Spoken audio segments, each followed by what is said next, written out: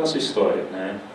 A ideia básica é que deve ser uma coisa breve, que você saiba explicar em poucas palavras o que você quer contar com aquilo. Muito do que eu vou colocar aqui para vocês é a partir de leituras que eu fiz, de alguns livros que ao final da palestra eu vou indicar para vocês, alguns já muito conhecidos, principalmente Will Eisner, Scott McCloud, são algumas das referências do universo de quadrinhos para a gente poder escrever uma história. E aí, né, a questão desse ponto-chave é a gente ter sempre isso muito seguro. Os elementos básicos, a gente começar a montar, desenvolver uma história, a ideia do status quo, né, a condição original. Essa história ela vai partir de um ponto e em algum momento essa história vai ter uma virada, você vai mostrar algo que chame a atenção para essa história.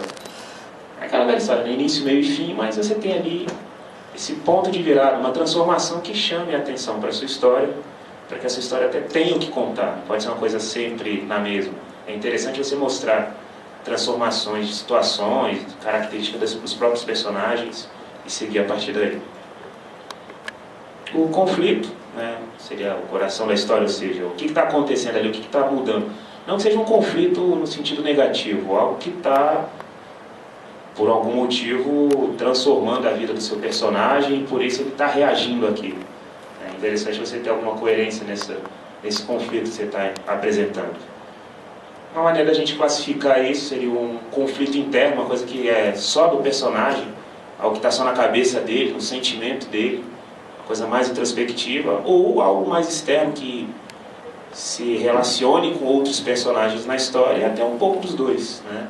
É uma maneira de você classificar para poder até pensar como essa história vai se desenvolver. Os personagens, aí é um ponto que eu gosto mais de falar, a montagem, a criação do personagem.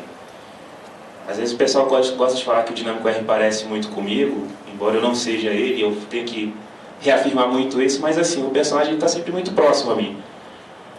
Você conhecer o seu personagem, saber muito bem como ele pensa é fundamental para que a sua história faça sentido.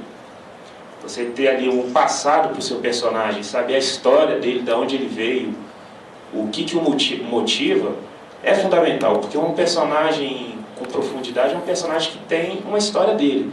Mesmo que você não vá contar a vida toda do seu personagem na sua história, mas para o autor ter segurança do que ele vai falar sobre aquele personagem, é muito bom ele ter isso consigo. Você conhecer, criar todas as situações de... Faça lá o nascimento, o parto do seu personagem e o acompanhe sempre. Isso é importante para você saber como ele vai reagir nas situações que vão ser criadas em histórias por vir. Tá?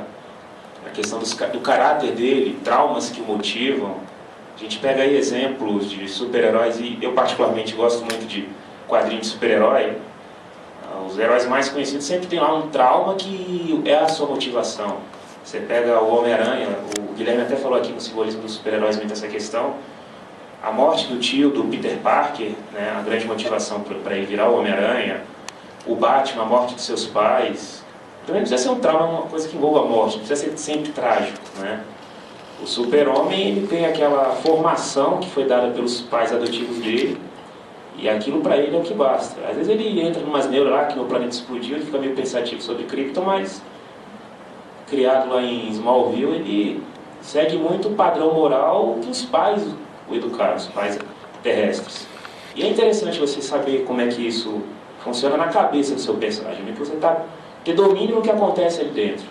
Mesmo que os seus leitores não vão conhecer tudo dessa vida pregressa, é uma coisa que eu acho interessante é você ter esse controle, para poder até desenvolver com maior coerência. E também o personagem evoluir, não ficar também sempre na mesma. Tudo bem que ele tem um trauma, mas trauma você pode superar, ou não, vai depender de qual é o trauma.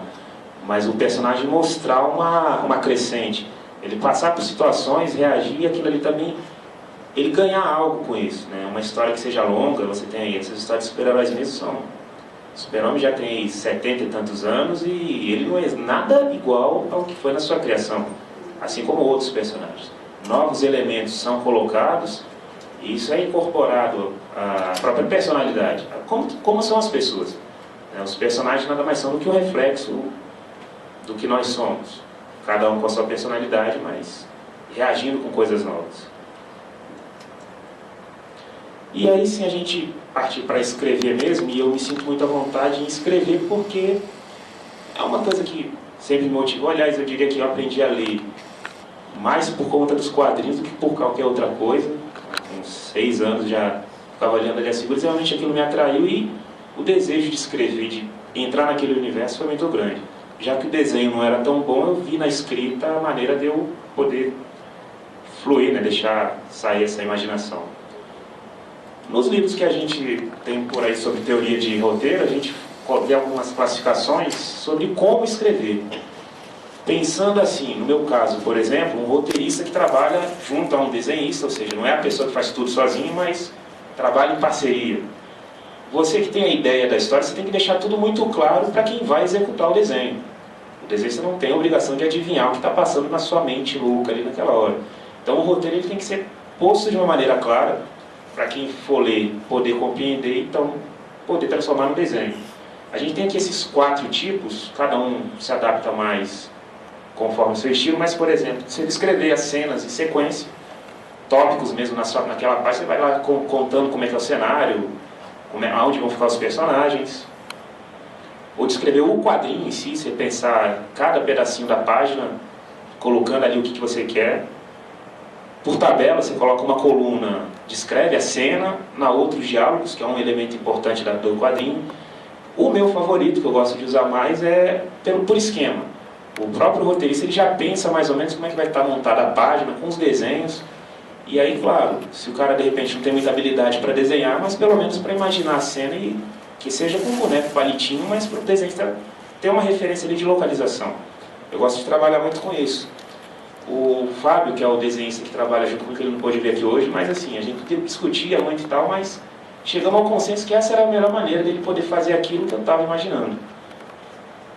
Então, meus desenhos são bem toscão mesmo, mas era uma maneira da gente tentar aproximar o que eu estava pensando com aquilo que ele poderia executar, né? E assim a gente fez alguns trabalhos, estão até expostos ali fora, a revista do Dinâmico R. Interessante que tem mais livro do que gibi do Dinâmico, né? Publiquei 3 livros, escrito mesmo do personagem, e 2 revistas em quadrinho. Acabou sendo mais prolífico nesse sentido. A questão aqui de planos e ritmos. É interessante que o quadrinho, a gente teve até aqui uma palestra sobre quadrinhos e cinema, e os quadrinhos eles andam muito próximos ao cinema nessa questão de ângulo, perspectiva. Se você imaginar, você vê ali a página do quadrinho como se fosse uma tela de cinema. O roteirista muitas vezes ele tem que bancar o diretor, saber como ele vai enquadrar, por onde ele vai mostrar determinada cena, o que ele quer demonstrar, né? As emoções, ou às vezes o suspense, um momento de pânico ali. É interessante você ter esse controle do que você está querendo mostrar. Então, o roteirista não quis ser um profissional, mas ele tem que ter uma noção básica ali de psicologia, pensar como que as pessoas podem reagir à cena que ele está colocando. Questão de enquadramento, ângulo, que é típico do cinema, se aplica totalmente também aos quadrinhos, né? Você mostrar o ambiente como um todo, o que você quer demonstrar, a emoção que você quer passar ali. A questão de primeiro plano, plano médio, panorâmica, vários conceitos que, claro, todo desenhista domina, o roteirista não precisa saber fazer, mas ele precisa saber o que significa para poder dialogar com o seu desenhista. É uma coisa fundamental. E é como eu falei, essa questão também do cinema. Às vezes eu comparo um pouco o roteirista do quadrinho com o diretor de cinema em função disso. Questão do ritmo também, né? Você escrever a história pensando que ela vai virar um quadrinho é diferente de você fazer um livro. São linguagens, às vezes até próximas, mas tem sua diferença.